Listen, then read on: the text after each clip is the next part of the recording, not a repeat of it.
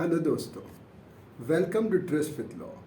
We all made a tryst with law sometime in our lives, that's why we are here. दोस्तों आज professional ethics और contempt of court से एक break लेकर आज taxation का कुछ डिस्कस करते हैं। दोस्तों the crucial thing in taxation is कि जो हमें इनकम रिसीव हो किस हेड में फॉल करता है। क्या वो इनकम सैलरी है, क्या वो किसी इनकम फ्रॉम बिजनेस है, डिपेंडिंग ऑन वो कहाँ फॉल करता है हमें अलग अलग डिडक्शन मिलते हैं। तो इसमें हम एक केस पढ़ते हैं, राम प्रसाद वर्सेस CIT 1972 का केस है। तो इसमें जो असेसी है वो एक मैनेजिंग डायरेक्टर है कंपनी का, और मैनेजिंग डायरेक्टर और जो कंपनी के बीच में जो अग्रीमेंट हुए थे उसमें एक जो रेलिवेंट सिर्फ नेसेसरी क्लॉज पढ़ते, उसमें एक क्लॉज ये था कि जो कमीशन उसको कमीशन के तौर पे 10% ऑफ ग्रॉस प्रॉफिट मिलेगा। तो इसको रेलिवेंट ईयर में जो 1955 से 56 है उसमें मिला और कुछ 53,000 समथिंग मिला, और उसने वो गिव अप कर दिया कंपनी को। तो अब जो रेवेन्यू डिपार्टमेंट है उसने बोला कि इस सैलरी में फॉल करता है, उसने इस पर टैक्स लगा दिया, जबकि असेसी कंटेंट कर रहा है कि ये पैसा तो मुझे कभी मिला भी नहीं। रिमेंबर हम डाइवर्जन ऑफ इनकम में यही फर्स्ट आर्ग्यूमेंट जो हमेशा डिफेंस का यही होता है कि ये पैसा तो मुझे मिला ही नहीं, तो ये पैसा मुझे मिला नहीं। अगर आप मानते हैं कि पैसा मेरे इनकम का पार्ट है तो it is income not from salary but from income of business, और इनकम ऑफ बिजनेस है तो डिडक्शन में आ जाएगा क्योंकि मैंने गिव अप कर दिया है। जब दोस्तों जो कि 56 ये असेसमेंट है तो उस समय 1961 एक्ट नहीं आया था, अभी भी इनकम टैक्स एक्ट 1922 पे केस है ये।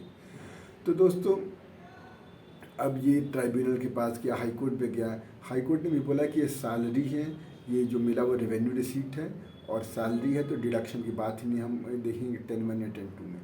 तब जब ये मैटर हाई कोर्ट में आया है, सॉरी सुप्रीम कोर्ट में जब ये मैटर आया है, तो बस हम सबसे पहला मेन क्वेश्चन यही हम यहाँ देख रहे हैं, क्या सैलरी है, इनकम फ्रॉम बिजनेस है। तो दोस्तों एक कंटेंशन यहाँ पर ये है असेसी का कि सैलरी मिलता है एम्प्लॉई को। एम्प्लॉई वो होता है जो मास्टर सर्वेंट रिलेशनशिप में फॉल करता है। मास्टर सर्वेंट रिलेशनशिप का मतलब है कि आप मेरे एक मास्टर अपने सर्वेंट के वर्क को सुपरवाइज कर सकता है। Remember contract of service. जबकि यहाँ पर मैनेजिंग डायरेक्टर का वर्क को कोई कंपनी सुपरवाइज कर नहीं रही थी, तो is more of an agent for the company, जो कि मतलब प्रिंसिपल ये है, कंपनी प्रिंसिपल है तो ये एजेंट की तरह काम कर रहे हैं। तो इसलिए ये सैलरी के जो भी इनकम मुझे मिला है वो सैलरी नहीं है। अब कोर्ट इसमें सबसे पहले ये कहती है कि इट इज़ ट्रू कि मास्टर सर्वेंट रिलेशनशिप से हम पता कर लेते हैं कि हाँ भाई ये एम्प्लॉयर एम्प्लॉय रिलेशनशिप है, but the converse is not always true. तो कोर्ट कहता है कि कोई यूनिवर्सल टेस्ट नहीं है, अगर मास्टर सर्वेंट रिलेशनशिप है तभी एम्प्लॉयर एम्प्लॉय रिलेशनशिप होगा, और नहीं है तो प्रिंसिपल एजेंट, और प्रिंसिपल एजेंट इम्प्लाइज की कोई मास्टर सर्वेंट रिलेशनशिप नहीं है। ऐसा कोई यूनिवर्सल रूल नहीं है। ऑन दी कोर्ट ने एग्जांपल दिया कि सपोज़ कोई डॉक्टर है वो किसी गवर्नमेंट या कोई भी हॉस्पिटल में एम्प्लॉयड है, तो ऑब्वियसली वो सुपरवाइज नहीं होता है डॉक्टर को कैसे काम करता है, वो ऑब्वियसली खुद से काम कर रहा है, but at the end of the day he is an employ of the hospital, he is an employ of the trust. Similarly कोई शॉफर है, उसको कोई सुपरवाइज नहीं करेगा कैसे गाड़ी चलाएगा प्लेस A से प्लेस B तक, but yet he is an employee. तो कोर्ट सेज कि ऐसे भी केसेस हैं जो कि एजेंट है बट ये ठीक उस पर मास्टर उसको सुपरवाइज हो रहा है या सुपरवाइज नहीं हो रहा है, फिर भी वो एम्प्लॉय है। तो कोर्ट सेज कि हमें ये टेस्ट यूनिवर्सल नहीं है, तो हमें क्या देखना पड़ेगा, हमें देखना पड़ेगा नेचर ऑफ बिजनेस और जो ड्यूटी है ऑफ मतलब द पर्सन जो असेसी इस केस में। तो मतलब इसके लिए हमें कॉन्ट्रैक्ट ऑफ अग्रीमेंट, जो कॉन्ट्रैक्ट ऑफ एम्प्लॉयमेंट है बिटवीन द एम्प्लॉयर एम्प्लॉई, या अगर कंपनी है एम्प्लॉयर तो उसका आर्टिकल्स ऑफ एसोसिएशन में क्या लिखा है, तो हमें ये सब चीज़ें देखनी पड़ेंगी। कोर्ट ने एक केस रिफ़र किया प्यारेलाल आदिश्वर लाल। तो इसमें भी कोर्ट का यही कहना था कि हमें मतलब there is no fixed criteria कि इस बेसिस हम डिसाइड करें कि वो एम्प्लॉयर एम्प्लॉय है या नहीं, बट जस्ट वो कुछ इंग्लिश केसेस को रिफ़र करके 4 इंडिशिया निकाले थे कॉन्ट्रैक्ट ऑफ सर्विस के। सबसे पहला तो एम्प्लॉयर सिलेक्ट कर सकता है एम्प्लॉई को, दूसरा वेजेस पे कर सकता है, तीसरा उसके वर्क को कंट्रोल कर सकता है, और चौथा उसको सस्पेंड या रिमूव कर सकता है, जो हमने आई थिंक अपने 4th सेमेस्टर में लेबर लॉ में पढ़ा था कॉन्ट्रैक्ट ऑफ सर्विस में। तो दोस्तों अब इसके बाद एक केस और डिस्कस हुआ था इसी इसी केस में वो केस, इस केस में ये हेल्ड हुआ, ये जस्टिस भगवती का केस है। इस केस का नाम है लक्ष्मी नारायण राम गोपाल। तो इस केस में जस्टिस भगवती ने ये कहा कि वो एजेंट है, एम्प्लॉय नहीं है, but it was based on the facts of this case. इस केस के फैक्ट्स में ये था कि 30 साल तक वो कोई उसको रिमूव नहीं कर सकता था, 2% उसको प्रॉफिट ऑफ कंपनी पे मिल रहा था एज कमीशन, और उसके बाद वो सब डेलीगेट कर सकता था। तो कोर्ट ने कहा कि employee given this fact employee नहीं है, जबकि ये एजेंट है। अच्छा, बिसाइड्स एवरीथिंग ये अग्रीड फैक्ट है कि directors are agents of the company.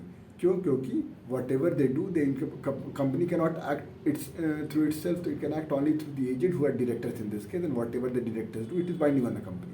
लेकिन जब मैनेजिंग डायरेक्टर की बात आती है तो they act in dual capacity.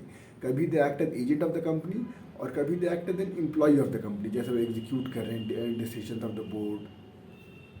तो इसलिए कुछ, अगर उनको कुछ पार्ट मिलता है, जो भी मिलता है as an employ of the company, तो वो सैलरी में होगा, लेकिन कुछ पार्ट जो मिलता है उनको एजेंट ऑफ द कंपनी, तो उनके इनकम फ्रॉम बिजनेस में होगा। तो दोस्तों, कोर्ट का ये फाइनली कहना था कि गिवन ये सब जो हमने केसेस देखे, ये सब जो सेटल्ड लॉ देखा, तो रादर देन सॉल्विंग ये स्टिल इट इज़, मतलब कोई एक फिक्स हमें हेल्प नहीं मिल पाएगी जिसको देख के हम कह सकते हैं कि ये एम्प्लॉयर रिलेशनशिप है या प्रिंसिपल एजेंट। हमें basically will have to get into the facts, देखना पड़ेगा। तो कोर्ट आर्टिकल्स ऑफ एसोसिएशन और उनके जो एम्प्लॉय अग्रीमेंट हुआ था उसको देखा। तो सबसे पहले ये देखते हैं, अग्रीमेंट के क्लॉज में ये लिखा था कि वैसे तो एम्प्लॉयमेंट 20 साल का है, but if is found negligent तो इनको डायरेक्टर्स रिमूव कर सकते हैं, मैनेजिंग डायरेक्टर को। दूसरी बात, आर्टिकल के एक क्लॉज में ये लिखा था कि इसके अलावा और भी काम ये कर सकते हैं डिपेंडिंग ऑन द, और उसकी सैलरी मिलेगी उसको, सॉरी, उसके लिए जो रेम्यूनरेशन होगा will be depending on the agreement between the SSC and the directors. और जो एडिशनल काम होगा he can work as agent of the company. और तीसरी एक आर्टिकल में एक और बात लिखी थी कि इस, मतलब कि मैनेजिंग डायरेक्टर का ये भी काम है execution of the decision of the board of directors. तो कोर्ट का ये कहना है कि ये जो 3-4 फैक्ट्स हैं कि इनको पहले रिमूव किया जा सकता है, जो एडिशनल काम ये करेंगे वो करेंगे as agent of the company, या ये एग्जीक्यूशन करेंगे डिसीजन का। तो this goes on to establish कि इनकी जो नेचर ऑफ ड्यूटी जो है अभी जो है वो एम्प्लॉय की है, क्योंकि अगर ऑलरेडी ये एजेंट ही होते तो फिर अलग से लिखने की जरूरत नहीं होती कि अलग और जो काम मिलेंगे वो एजेंट की तरह करेंगे। तो इसलिए कोर्ट ने हेल्ड किया by going into the facts of the case, जो कि आर्टिकल्स ऑफ एसोसिएशन को देखा, जो कॉन्ट्रैक्ट इन लोग के बीच में जो अग्रीमेंट हुआ था मैनेजिंग डायरेक्टर और कंपनी के बीच में, उसको देखा और उससे कहा कि नहीं, ये एम्प्लॉय हैं और इसलिए जो पैसा मिला है दैट इज़ सैलरी। तो अब ये देखना इट इज़ रिडंडेंट कि वेदर इट इज डिडक्टिबल और नो। दोस्तों, तो इसके साथ हमारा ये केस ख़त्म होता है और आई होप आपको ये वीडियो समझ में आई होगी। कोई भी दिक्कत, कोई परेशानी आप ज़रूर कमेंट में बताइएगा। मिलते हैं एक नए वीडियो में एक नए केस के साथ। Till then let's continue with the twist with law. Bye bye.